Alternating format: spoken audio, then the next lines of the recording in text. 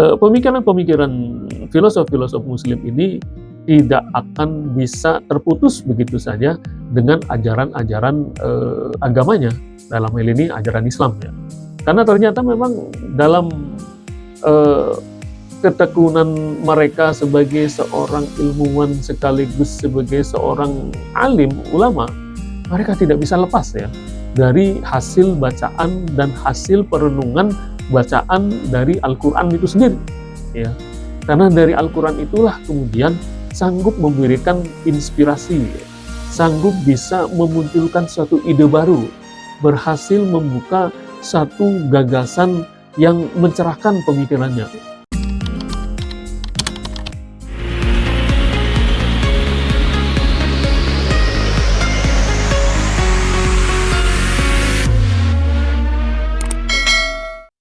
Bismillahirrahmanirrahim. Assalamualaikum warahmatullahi wabarakatuh. Salam sehat untuk kita semua. Jumpa lagi dengan channel Peradaban Indonesia di Yayasan Hikmah Peradaban Institute, yang pada kali ini kita ingin melanjutkan edisi kajian tokoh ya, yang masih kita ingin lanjutkan dengan mengupas beberapa tokoh filosof baik itu dari dunia Islam maupun di dunia Barat. Nah, kali ini saya akan mengupas tentang seorang tokoh ya yang cukup dikenal, tidak kalah terkenalnya dengan para filosof-filosof Muslim lainnya, yaitu seorang yang dikenal dengan Ibnu Tufail. Ibnu Tufail itu nama lengkapnya Abu Bakar Muhammad bin Abdul Malik bin Muhammad bin Tufail al-Qusay al-Andalusi. Nah, mungkin sedikit saya ingin menyinggung kenapa kok dalam penamaan orang-orang Arab khususnya itu memiliki kata kalimat yang pastinya lebih dari 2 ya, bahkan mungkin sampai 3, 4, 5 kata. Nah, sepengetahuan yang saya tahu ya, bahwa memang mereka itu memiliki kebiasaan untuk terus melanjutkan nama-nama klan ya dari mereka. Maka selalu disebutkan bin ini, bin ini, bin ini, bin ini. Lalu kemudian juga kebiasaan mereka ingin selalu menurunkan nama-nama dari ayahnya atau kakeknya atau orang tua mereka terdahulu, sehingga seringkali terjadi pengulangan ya, pengulangan nama. Itu satu. Lalu kemudian yang kedua atau yang lainnya juga sering terjadi juga memang kemiripan ya atau bahkan kesamaan dengan nama-nama saudaranya atau apa ya, ya dari keluarganya itu sendiri, sehingga sering mungkin untuk bisa membedakan ya antara nama seseorang dengan orang yang lainnya. Yang saya ketahui itu ya, saya ingat dulu waktu saat mulai belajar di Kairo, Mesir juga ataupun di negara-negara Timur Tengah yang lainnya ya, biasanya mahasiswa Indonesia atau pelajar Indonesia itu minimal 3 nama ya, sehingga biasanya dilanjutkan dengan bin ayahnya, bapaknya, atau bin kakeknya, atau orang tua yang lainnya. Karena memang rata-rata begitu. Contoh misalnya Muhammad Anwar Sadat, kan 3 ya. Kemudian Muhammad Husni Mubarak, ya. Kemudian banyak ya contoh-contoh yang memang sering digunakan. Nah, baik, kembali kepada tokoh Ibnu Tufail di sini ya, yang memang sedikit juga ingin saya ulas bahwasanya ternyata beliau adalah seorang filosof dan juga seorang dokter, lalu kemudian juga seorang pejabat di pengadilan pada zaman itu ya, di wilayah Andalusia. Nah, mungkin sebagian dari kita baru sedikit mengenal apa sih Andalusia atau di mana sih wilayah Andalusia. Nah, ternyata wilayah Andalusia itu sebenarnya sekarang itu bernama Spanyol, atau mungkin lebih tepatnya lagi Eropa yang berada di bagian selatan ya. Nah, itu wilayah Andalusia. Ternyata dulu itu pernah berkuasa suatu rezim atau kerajaan atau dinasti yang dikuasai oleh Bani Umayyah. Bani Umayyah yang berada di wilayah Eropa dan Bani Umayyah yang berada di wilayah timur. Ya, ada dua wilayah kekuasaan Bani Umayyah. Nah, walaupun pada zaman itu Bani Umayyah yang berada di wilayah timur, tepatnya di Damaskus ya, kalau tidak salah itu, umurnya tidak sepanjang atau tidak selama wilayah Bani Umayyah yang berada di Andalusia, itu memiliki sejarah yang sangat gemilang. Kenapa saya berani mengatakan bahwasanya wilayah Islam di wilayah Umayyah bagian barat itu sangat gemilang, karena memang mereka semenjak ditaklukkannya wilayah Spanyol dan sekitarnya ya, karena saya mengatakan sekitarnya itu ada juga beberapa wilayah Portugal ya yang sekarang itu, ataupun wilayah Prancis yang bagian selatan itu juga masuk wilayah Andalusia, bahkan wilayah yang berada di Italia bagian selatan juga masuk ke wilayah Andalusia ya. Itu memiliki sejarah peradaban yang sangat gemilang. Berbagai macam ilmu pengetahuan pernah lahir di sana ya. Beberapa generasi ulama ilmuwan ya, beberapa generasi masyarakat Islam Andalusia itu pernah berjaya di sana ya. Kita bisa menyebut beberapa wilayah atau pusat-pusat peradaban Andalusia itu seperti Granada ya, Seville ya, atau Toulon ya, atau beberapa kota besar yang sangat terkenal pada saat itu menjadi ibu kota peradaban dunia ya, Islam yang berada di wilayah semenanjung Iberia atau Spanyol tersebut. Nah, salah satunya adalah seorang Ibnu Tufail ya. Lahir di tahun 1105 dan beliau meninggal pada tahun 1185.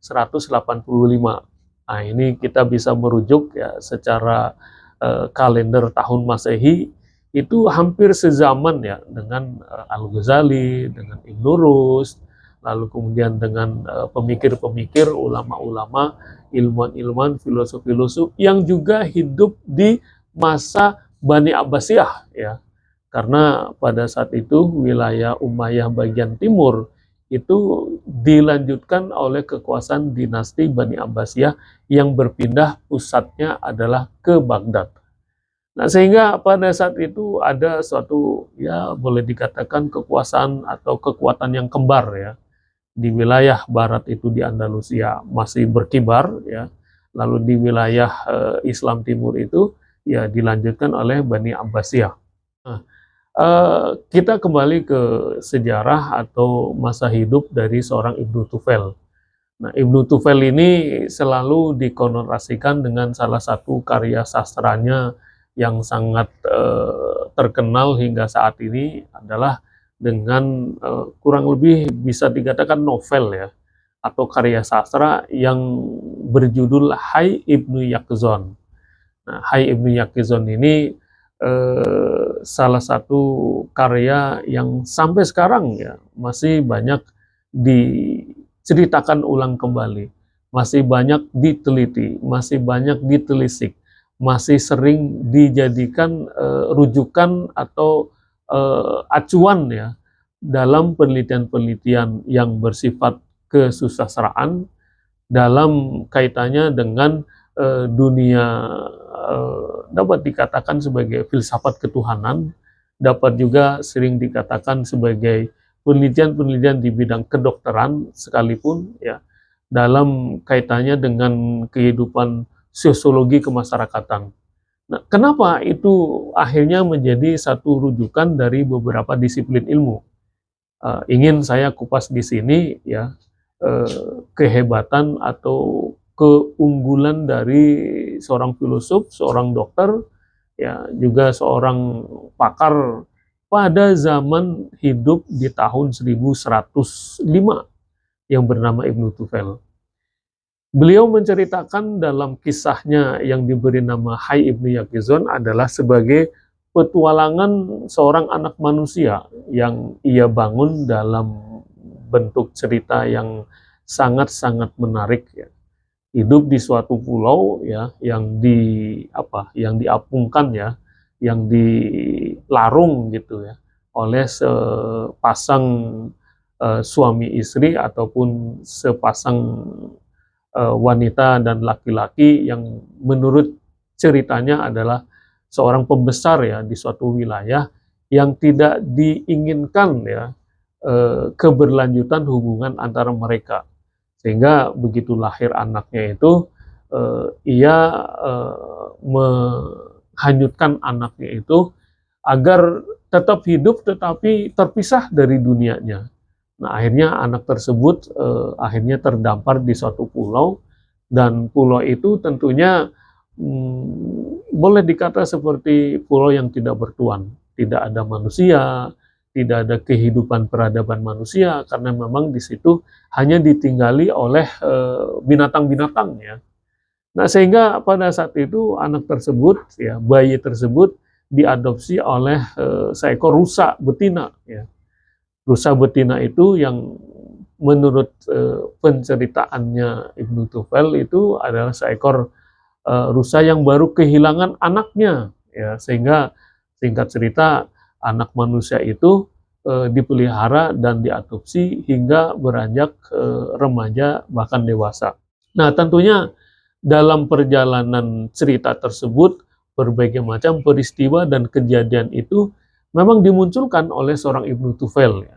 Kenapa tadi saya sebut sering menjadi rujukan dalam karya-karya sastra maupun karya-karya filsafat ketuhanan ataupun karya-karya sosiologi, politik, dan kebudayaan. Karena memang di situ narasi yang digunakan oleh seorang Ibnu Tufel itu begitu menyentuh ya, bagaimana seorang anak manusia sekalipun hidup dalam suatu pulau yang tidak memiliki peradaban manusia, itu akhirnya di kemudian hari ia sanggup mengenal bahwasanya dalam dunia itu ia temukan satu zat yang maha luar biasa, ternyata ada satu zat yang maha segalanya atau yang kemudian disebut dengan Tuhan.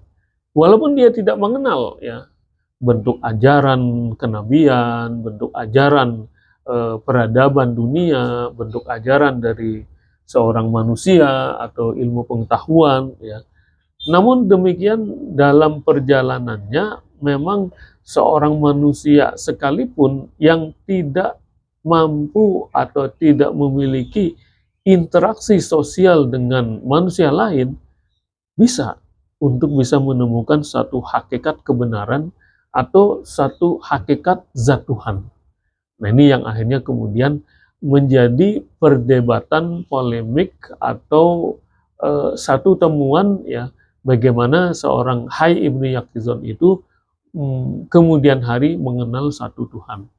Tidak hanya itu saja ya, dalam menceritakannya narasi demi narasi yang disampaikan oleh seorang Ibnu Tufel ya, itu menceritakan bagaimana saat kematian dari rusa betina tersebut, ya, seorang anak asuhnya itu ya, Hai Ibnu Yaqizon itu akhirnya berhasil ya atau berusaha menemukan apa sih penyebab kematian dari seekor hewan ya. Ternyata dia raba, kemudian dia teliti, kemudian dia pegang, dia sentuh ya bagian-bagian organ tubuh dari rusa betinanya tersebut ya, sehingga menemukan salah satu bagian tubuhnya itu yang memang masih hangat bahkan masih panas ya, yang akhirnya dia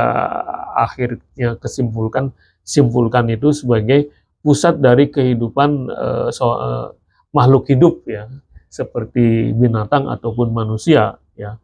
Nah, disitulah letak dari ruh ataupun jiwa seorang makhluk hidup berada dan bersemayam. Lalu kemudian bagaimana akhirnya dia harus mencari diri seorang makhluk hidup untuk bisa layak mengabdi ataupun menyembah kepada satu zat yang memang layak untuk disembah. Lalu bagaimana dia akhirnya juga harus bisa menyatakan diri sebagai satu makhluk yang unggul dibanding dengan binatang-binatang yang ada di pulau tersebut. Karena setelah dia teliti, lalu kemudian setelah dia menyimak ya, dan dia amati sendiri bahwasanya seekor ataupun binatang-binatang yang hidup di alam ia tinggal, itu tidak memiliki organ-organ tubuh yang sesempurna dirinya. Walaupun mungkin seekor burung bisa terbang, walaupun seekor harimau atau macan atau binatang buas yang sanggup bisa menerkam, tetapi tidak memiliki dua tangan yang sempurna. Bagaimana 5 jari-jari yang ada di kedua tangannya yang bisa mengepal, yang bisa menggenggam, lalu bagaimana organ tubuh lainnya seperti kaki yang bisa menjejak secara sempurna di atas tanah, lalu kemudian bagaimana tubuhnya yang bisa berlari ke sana kemari, yang bisa berenang, sementara binatang-binatang yang lainnya tidak sanggup. Lalu bagaimana dia bisa sanggup memerintahkan hewan-hewan atau makhluk-makhluk yang ada di sekitarnya, sementara hewan-hewan tersebut tidak sanggup untuk bisa mengatur dirinya. Dan banyak sekali ya filosof-filosof atau nilai-nilai kehidupan yang diceritakan oleh seorang Ibnu Tufail dalam karyanya yang sangat terkenal, Hai Ibnu Yaqzan. Itu ya yang mungkin salah satu perkenalan yang mungkin patut kita telusuri kalau kita ingin mengenal seorang Ibnu Tufail. Mudah-mudahan dari karya ini ya kita bisa menyelami lebih jauh lagi karya-karya Ibnu Tufail ataupun filosof-filosof lainnya. Nah inilah yang juga akhirnya di kemudian hari banyak sekali menginspirasi ya sastrawan-sastrawan Eropa, ilmuwan-ilmuwan Eropa, ilmuwan-ilmuwan Barat ya, yang akhirnya ya suka tidak suka, mau tidak mau sangat terpengaruhi ya, dan sangat menginspirasi pemikiran-pemikiran karya-karya para ilmuwan-ilmuwan dan sastrawan-sastrawan di Eropa maupun di Barat. Nah itulah yang menjadi sumber inspirasi oleh seorang Ibnu Tufail yang tentunya mungkin sekali lagi perlu saya tekankan di sini adalah bahwa pemikiran-pemikiran filosof-filosof Muslim ini tidak akan bisa terputus begitu saja dengan ajaran-ajaran agamanya, dalam hal ini ajaran Islam ya. Karena ternyata memang dalam ketekunan mereka sebagai seorang ilmuwan sekaligus sebagai seorang alim, ulama, mereka tidak bisa lepas ya dari hasil bacaan dan hasil perenungan bacaan dari Al-Quran itu sendiri ya. Karena dari Al-Quran itulah kemudian sanggup memberikan inspirasi, sanggup bisa memunculkan suatu ide baru, berhasil membuka satu gagasan yang mencerahkan pemikirannya. Sehingga di kemudian hari mereka itu bisa mengembangkan satu disiplin ilmu atau bahkan beberapa disiplin ilmu pengetahuan baru yang lainnya. Nah ini yang sangat sulit ya untuk kita temukan dalam sejarah peradaban dunia yang lainnya. Ya, di samping juga memang para ilmuwan-ilmuwan Muslim masa lampau atau ulama-ulama Muslim pada zaman dahulu juga sangat terbuka sekali dengan karya-karya dari peradaban dunia yang lainnya. Baik itu yang berasal dari Yunani kuno, maupun India kuno, Mesir kuno, Persia lama, ya, dan peradaban-peradaban dunia yang lainnya. Saya rasa itu ya yang mungkin mudah-mudahan ini akan menjadi inspirasi kita bersama ya. Seorang Ibnu Tufail yang hidup pada zaman tahun 1105 itu hingga tahun 1185 terkenal pada zamannya ya dengan beberapa ilmuwan-ilmuwan yang lainnya. Nah, mungkin ini sedikit saya tambahkan ya. Pada zaman kehidupan kekuasaan Andalusia yang sebenarnya nama lain dari kekuasaan Bani Umayyah yang berada di wilayah Eropa. Itu di sana hidup banyak sekali dari ilmuwan-ilmuwan yang bukan saja berasal dari etnis Arab ya. Mereka juga banyak berasal dari etnis Yahudi ya. Mereka juga ada yang berasal dari etnis Eropa yang Nasrani ya.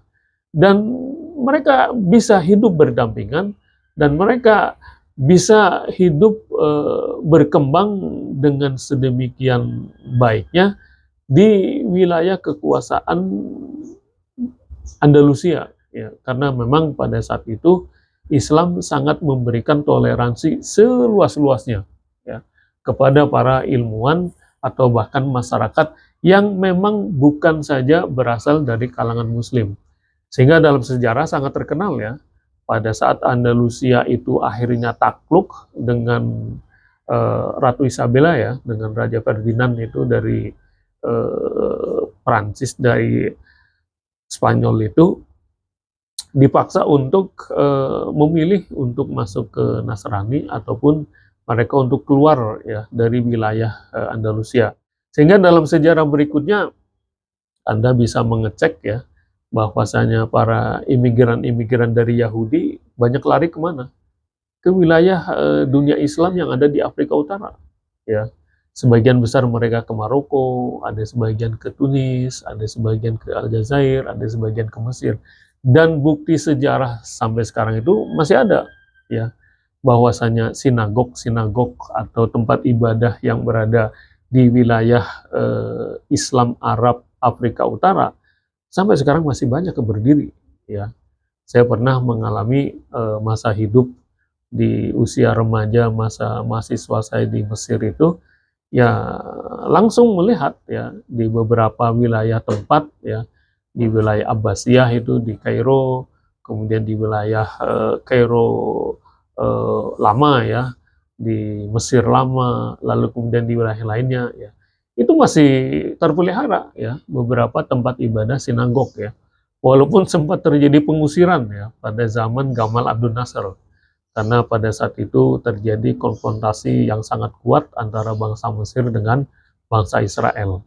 Nah, tetapi bisa saya katakan di sini adalah bahwa eksodus ataupun imigrasi ataupun interaksi sosial antara bangsa Arab dengan bangsa Yahudi sebenarnya sudah terjalin sejak lama ya. Salah satunya yang masih menyisakan sejarah manis adalah saat berlangsungnya kekuasaan Andalusia yang dikenal dengan banyaknya ilmuwan-ilmuwan yang memang berasal dari kalangan Yahudi, Nasrani, dan tentunya Muslim.